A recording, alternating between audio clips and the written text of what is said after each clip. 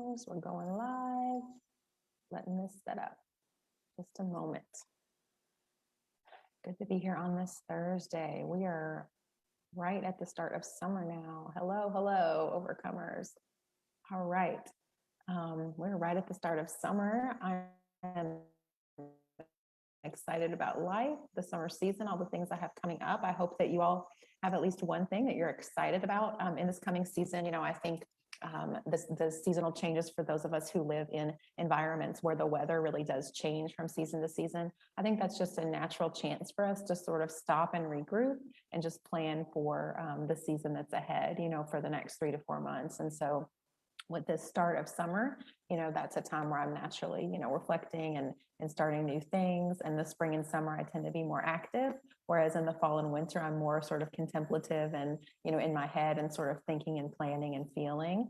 And in the spring and summer, for me, it's all about action.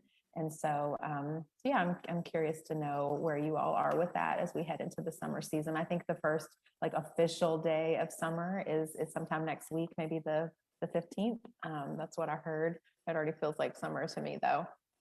We have swarms of cicadas here where I live in Kentucky. It's pretty crazy, but that's like a mark of summer 2020, apparently, is the cicadas. So, all right. So today I want to talk about the importance of play and also that concept of being open to the process that we talk about early on in our session content.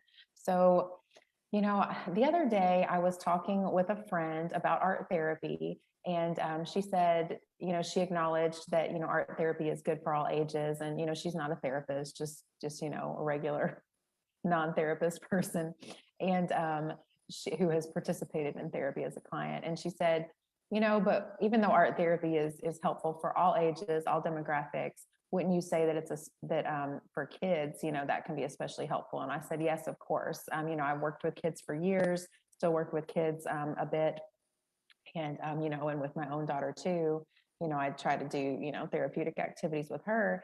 And of course, with kids, their first language, and all of us when we were kids, our first language was play. And then as soon as we could hold a crayon in our hands, and now like Crayola makes all these different kind of crayons, different shapes that make it easy for a young toddler to hold, even easier. But as soon as we can hold some type of mark making tool, whether it's a crayon or whether it is, you know, a stick outside in the dirt, you know, people who don't have access to crayons, if a stick in the dirt, a kid will pick up anything and make marks, you know. And at first, you know, if you've ever watched a young toddler do this, at first it is, it's very much about the kinesthetic quality.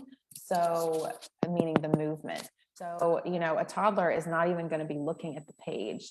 And this is something that, you know, in, you know, my training as an art therapist, we study what's called graphic development. So as a child progresses through their cognitive development and their physical development, there's graphic development that goes along with that. And by graphic, we mean how they make marks on the page, how they draw. And so the beginning stage of graphic development is scribbling. And the first part of scribbling is I believe it's called, I don't know if it's, I don't remember the exact name, but there's like 3 different stages just of scribbling. And the beginning is when it's just all about the movement, the kinesthetic quality, like I said, and they're not even looking at the page. So if you watch a young toddler scribble, they're just like looking around, they're just enjoying the movement, you know, not looking at their paper, but enjoying the movement of the crayon. I've actually got my jumbo crayons here, you know. They're just enjoying that movement across the page. And it's not about what it looks like. It's about the feeling, the sensory kinesthetic, that sensory feeling of that crayon or marker or whatever it is, or the stick in the dirt of it moving around on a surface. And so that's the beginning of art as sort of a language, a way of communicating, a way of expressing yourself. And it starts with play and moves into the art and the mark making as soon as they can hold an object like that and make a mark on a surface. And so, you know, that's naturally a part of how kids communicate. So I was telling my friend in this conversation, I said, I don't know how any therapist who works with kids would do that without using some form of play or art, because it's so hard. You know, you can use worksheets and things like that, but you really have to meet a child at their level and how they communicate through the play and through the art. You know, I 100% do that when I work with children. But then, in thinking about trauma, so fast forward to adulthood, those of us who have experienced trauma, now, especially if you experience trauma in childhood and your development, both graphic development and everything else, was disrupted by the trauma. Um, but even as adults, we lose a sense of that ability to play. So we're all born with play and art on some level, mark making being our language, our ways of expressing ourselves. And then when we experience trauma, it disrupts that. So some of us have experienced that to some extent as a child. And then even if you're in the category of someone who has just experienced abuse as an adult, so those of us who have been in an adult, intimate partner relationship with a narcissist, with an abusive person, even in that, even if we had that sense of play and creativity up until that point, we lose that often in the relationship as, we talk about so much, we lose our identity, right? And that's what our whole focus on this program is getting back to who we are, reconnecting with and redefining our identity. And part of that, a big, huge piece of that is reconnecting with this playful side of ourselves, right? This part of ourselves that we were created to be this way, whether you believe in, a one kind of divine creator or not, the way humans are designed, the way we appeared on the earth, whatever it is, the way we are inherently is we are playful, creative beings who can think of novel, ideas, novel concepts. We, just look at all the things that have been created on this earth, we are creative, playful beings. And so it's such a sad phenomenon that is lost in the abuse, that we lose touch with that part of ourselves. And, I find those who come to me for art therapy or those in my free Facebook group or you all, in this paid program, you're looking to reconnect with that creative side of yourselves. And that's an important motivator because you've recognized that's a piece of yourself that you've lost and you want to get back in touch with. So today I want to just kind of remind you of that and bring you back to that idea that, I want you to be making time to be playful. And I'm going to move on and show you an example of some artwork I did the other day, but I just, and again, something simple in my sketchbook, just opening you guys up to my process as I continue to practice the redefined process in my own life. But first I want to just kind of offer some suggestions of how you could connect with that playful side of yourself in addition to or in place of doing the artwork right now. So there's so many ways we can do this. So I want you to spend some time thinking about, maybe you could journal or write or even just type, in the notes on your phone. I find that helpful sometimes if an idea comes to me, I've always got my phone with me, do that. I used to always have like a little sketchbook with me. I don't do that anymore. That would be good to go back to that, a little notebook or sketchbook in my purse. We're so used to our phones now. But either way, however you write it, or if you just think about it, I want you to really reflect on what are ways that you naturally, kind of historically, have best connected with your playful side and felt just sort of free and playful and fun. So, for me, art is one of those ways. Another way for me is connecting with nature. I've talked about that before, that's really a part of my identity and who I am. So for example, if that's you, something so simple, and having a child, a child who's young, she's 7.5, that helps me to reconnect with these parts of myself when I least expect it. But if you don't have a young child, this is something that you need to be even more intentional about. I think of having my feet in the grass, having my feet actually on the earth outside. And that's not something that I, naturally think to do. But when I'm with my daughter, she's doing that. And so sometimes I'll do that. And it's a reminder of, oh yeah, this is a way that I connect with my playful side and with the side of me that loves nature, connecting with the earth.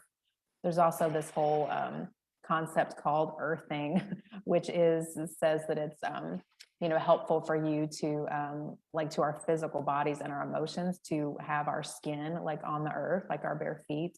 That's a whole other thing I won't get into because I'm not super educated. I've just like watched a documentary about it, but it's fascinating to me. And I think there's so much truth to that. So if you're interested in that, you can Google earthing. Yeah, I'd love to talk with more people about that. It's so fascinating. But, just aside from that, just it feels playful. It feels fun to me.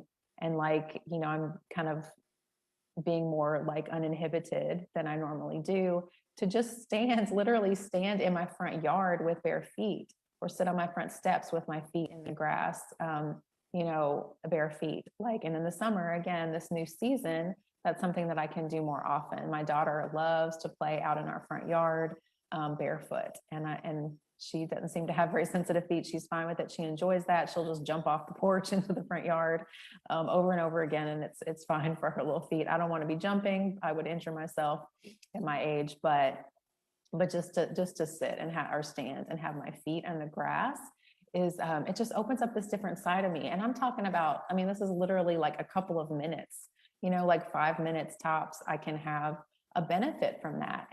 And so much of this is about just opening our mindset to the idea to do that. Like I said, I might not think about that if it wasn't for my daughter, but I want this to sort of be your prompt to start thinking about those things. So what is it? What's some little thing you can do to sort of break up the monotony of your day and kind of the adultness of your day? One little thing that can help you reconnect with that playful, creative side of yourself. So maybe it's being barefoot outside. Maybe, something like just going for a walk, or just being in nature, allowing yourself that space. But it could even be, a small thing. And the scribble drawings, I think, are a great example of that, because the scribble can be a couple of minutes. And again, I'll show you a simple example of how I did that yesterday. Not so much a scribble, but or it wasn't yesterday, but a few days ago. It wasn't so much a scribble, but it was but a quick, a simple drawing.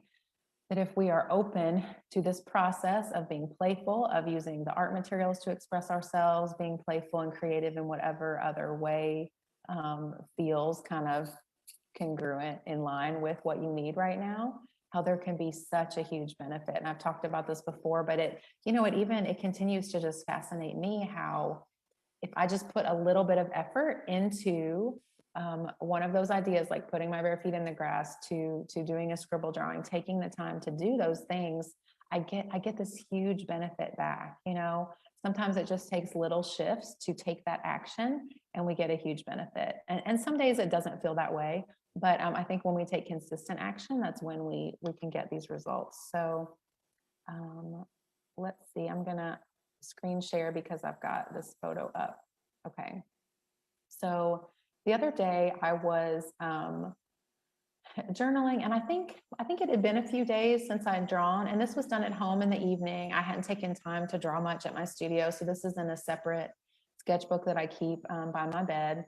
And it's not the one I use here that you all have seen, is spiral bound, and I actually prefer that because I can fold it over. This is not spiral bound, it's like a regular book binding, and so it's harder to keep the pages open. But I keep at least one pen, or sometimes a marker, like a felt tip pen, next to my bed. I keep this sketchbook, and lately I've been keeping a pack, I think it's a 16 count, of these jumbo crayons.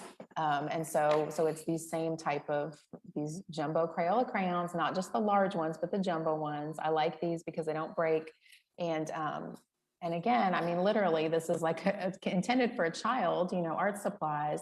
And so it opens me up to be more playful, because I can't get detailed with this. Like, that's not the point. The point is to make big expressive marks. So just with my choice of material, I am opening myself up more to creativity and to play. Okay, does that make sense? I would like to hear, in the comments later, or whenever you see this, if that makes sense to you, that our choice of material opens us up more to being playful and expressive. Because if I'm using just my ink pen, I had started out writing with just my ink pen. If I'm using that, or even like a colored pencil or a very fine point marker, that has a different purpose. And I'm not against using pens, or, if you like all the glittery gel pens, if that excites you, like, that's great. Markers are great. I definitely enjoy markers. Bought some new ones the other day.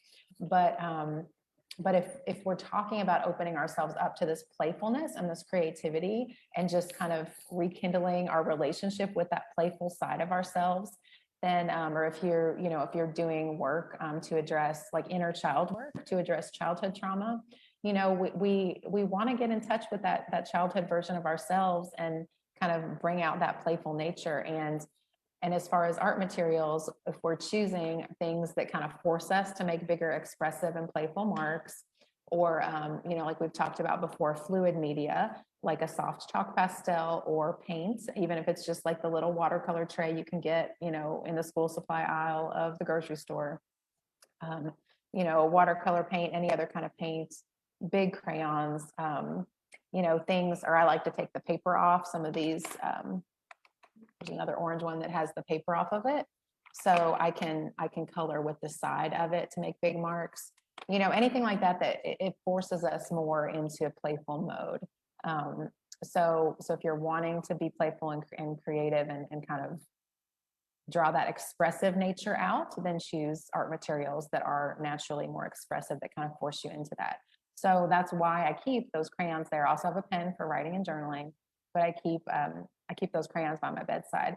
And often I find because I have a flexible work schedule here, being at my studio, doing a lot of work online and seeing clients in between that work, I find that I can usually schedule time to do art here, but I like to keep that at my bedside because when I haven't, like the other night, I just felt the need for it. And so I made sure to put my daughter to bed on time. There's no such thing as early bedtime lately with the summer daylight, but I put her to bed on time instead of late when it was already dark. And so I had planned that time. I'm going to spend just a few minutes, maximum of 30 minutes, just reflecting and journaling and drawing. And so I planned out that time and I kept that commitment to myself. And that was important, that I kept the commitment. I was tired, but I knew I needed this emotionally. So what I did first, now this is really interesting. And this again is where I was just open to doing it and trusting the process, open to the playfulness of this, even when it didn't make sense. Okay. And this is a great example of it, because I want you to know that I feel the resistance and the self-judgment that you might feel when I approach this process. It's not that I'm so self-actualized that I don't feel that. I do, but I've learned to recognize it, and I push past that and really listen to my intuitive voice of what my first kind of gut instinct is to write, and my first gut instinct as far as what I'm drawing and what materials to use. Okay. So like if I'm here at the studio and I'm doing a crayon drawing, but then I have this gut instinct, I want to cover it all up with white paint, then I will go do that. Even if I feel like, oh, but that's messy, I don't know if I have the time. Like I know I do. I don't even have to get out a paint palette. I can squeeze the white paint right on the page, spread it around with my finger, use a baby wipe to wipe my hands off, and then log on to my next meeting or whatever, so I push through that resistance that tells me I shouldn't do that. So in this example, let's see, I wish I had that actual sketchbook here to read what was here, but I just took the photo real quick because I knew for sure I would end up using this at some point to talk to you guys. So, okay, so I had been feeling a lot of anxiety and kind of depression, like some old familiar feelings that are not comfortable for me that were creeping back up. And I'd had a really good week the previous week. And so it was troubling to me that more of those emotions were coming up. And I'd been able to identify throughout the week, like, okay, a couple of times, like a couple of phases, like a couple of days, like over that previous weekend where I had, really given in to kind of disassociating. And the way I dissociate is more just daydreaming. And so I wasn't in the present, right? It's so important for us to stay in the present. And, under the guise of, well, I'll just relax this weekend and have some alone time and some time not working or not doing household chores or anything, just relaxing. I did kind of seep into this dissociative state, not like I was totally like checked out of life, but I noticed over the course of that weekend, I was daydreaming a lot and like in my head and not in the present moment and not in my body. So nothing super extreme, but just I've noticed that tendency in myself.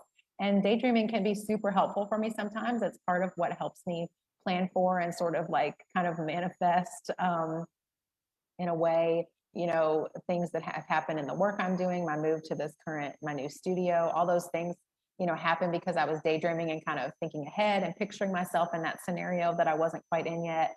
And so that can be helpful and productive for me.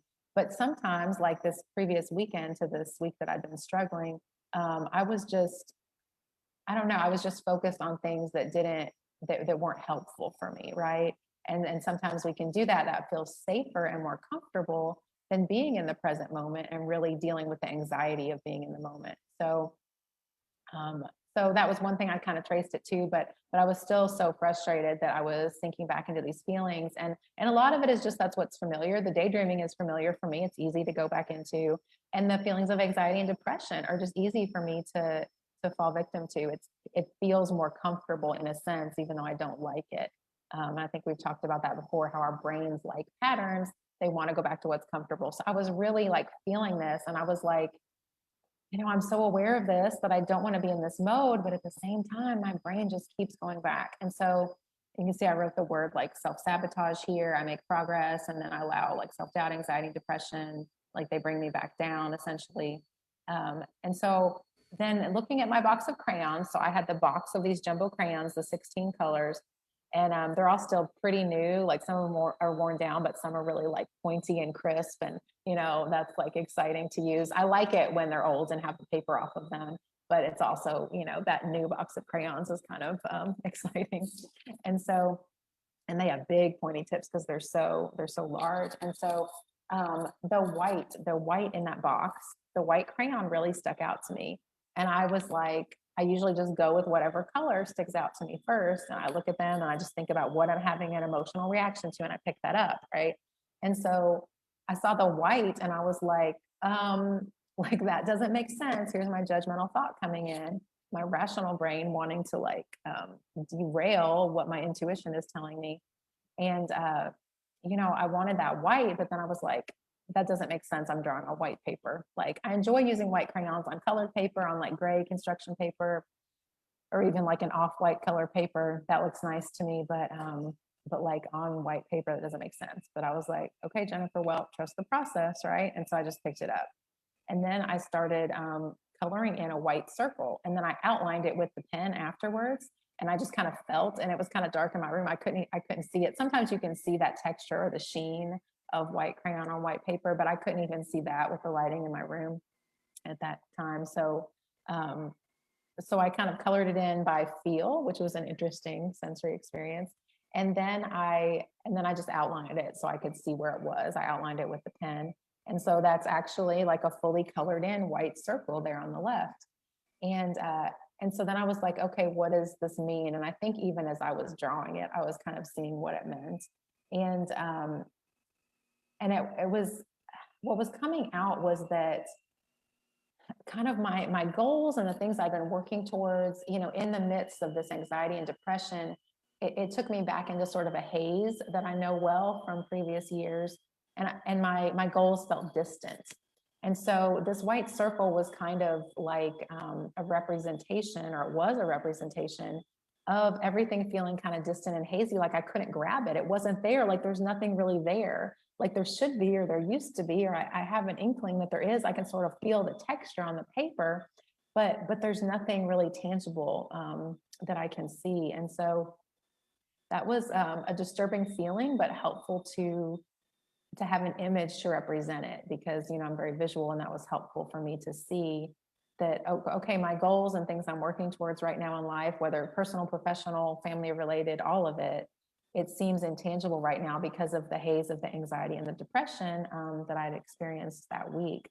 And so I wrote, gosh, I don't know what the question was, but you all know how this works. Like I write a question, I wrote, feels elusive, hazy, distant, not tangible. And so I think I wrote something about like, well, how do I make it more tangible? Like, how do I find it? And essentially the answer that came to me, again, not editing, no judgment, just writing, was like that I have control over it. Like I can just decide to make it more tangible, and I've been doing a lot of mindset work around this, receiving some of my own coaching lately. So some of that language from my coach was sort of coming into play here.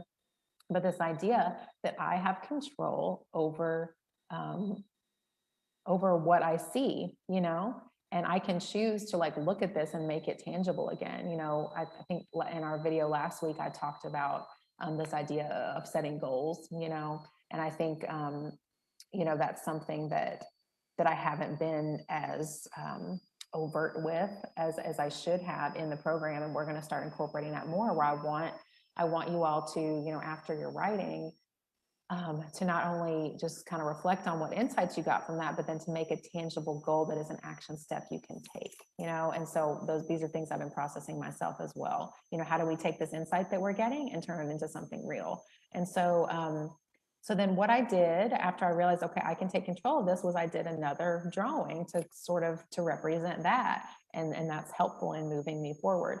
And so I did, this was mostly red, and I added some red orange on the side. And then I think I wrote, it's right here first before I did the black outline. It was here all along inside of me. So this recognition that it just is in my control. It was kind of, it was my choice really to sink back into those feelings of lack of control, which created the anxiety, right? Anxiety is related to a lack of control. It's related to fear. And so that had essentially been my choice, even though it felt like it wasn't, even though it felt like it was out of my control. I did have control over that. And so this was super empowering for me, and a simple, I did spend a lot of time thinking about this and writing. So it might have taken 20 to 30 minutes. But really the actual drawing was so quick, and a huge impact for me. And then I added that black outline at the end. So just an example here, another example of just opening you all up to my process, that I continue to do this and it continues to be beneficial to me. I feel like that picture's not even as good quality as the other one, which wasn't great. But yeah, I just wanted to focus on this image at the end. Your that feeling of control that you want, the feeling of direction, of freedom, of confidence, of whatever it is that you've been searching for, been striving towards, that you've gotten sort of inklings of at different times, but maybe have trouble staying grounded in. It's right there. It's right there in you. Like if we think about, of course, like any emotion that we want to gain, like a feeling of control, for example, or I'll use confidence as an example.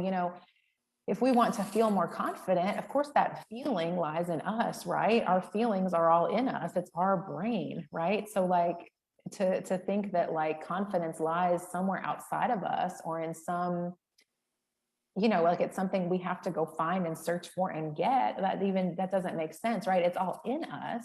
We have to just find it. And so whatever that emotion is, or that, that quality that you're looking for, whether you've had it at some times and it's just hard to grasp and get back to, or whether you haven't experienced it at all yet and you're searching for it, it's in you, it's right there. We just have to keep taking the steps to find it. And so, I think so often it just helps to tell ourselves what I'm saying right now, that you do have control over it. It's there. And gosh, because when we're in the depths, especially of feelings like anxiety and depression, it can feel so disempowering and like there's no way we're going to get out of it. And I don't expect me telling you this to make you just like snap out of it if you're deep in one of those feelings right now, but I think we can take small steps to get there. So my hope for you today in hearing this is just that this will empower you to know that it is achievable, that you can get out of whatever haze you're in, whatever that is for you, and you can reach your goals, whatever those are for you. It's there. It's there for your taking. We just have to keep taking those steps to move forward. So I would love to hear your all's feedback on this, about what you're working towards right now, or what haze you're in. Either one. You might be on the high, like I had been for a few weeks previous to making this drawing, or you could be kind of in the lower end, where I was like those few days right before making this drawing, where things seem so hazy. But either way, I'd love to hear where you all are right now, and what you're striving for, what your next goal is. So let me know in the comments, send me a DM. I'd love to see more posts in the group. I know a lot of you all are busy. You all are busy right now, focused on a lot of other things. But I'd love to hear just kind of what is going on for you in life right now. And if you're not able to fully engage in the Redefine process content right now, well, what is taking your time? Just, use us as a support network to share about that, if that's helpful for you. So I'd love to be here for you all more. And let me know your questions for next week. I could dive more into this kind of topic, or something else, whatever you all need to hear. Okay. All right. Have a good rest of your Thursday.